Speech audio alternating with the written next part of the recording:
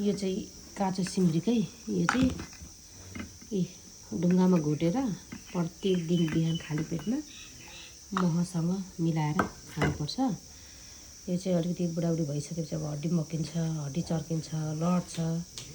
अनि यो खायो भने चाहिँ निकै राम्रो गर्दो रहेछ। 1 महिना जति थालेर बस्नुभएको थियो, अनि यो दिएपछि चाहिँ निकै आराम भएको छ।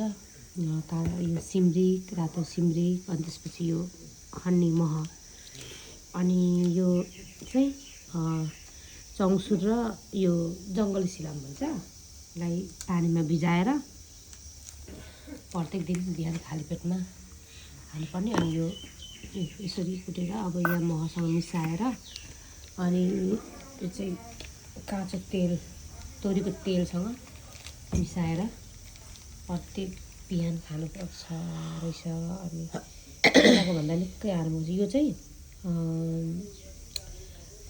के भन्छ, शेर्पाले बेच्दै गरेको चिप्ले किरा अनि पाखनबेत सबै आयुर्वेदिकहरू मिसाएर बनाएको यो निकै राम्रो काम गरिरहेको छ।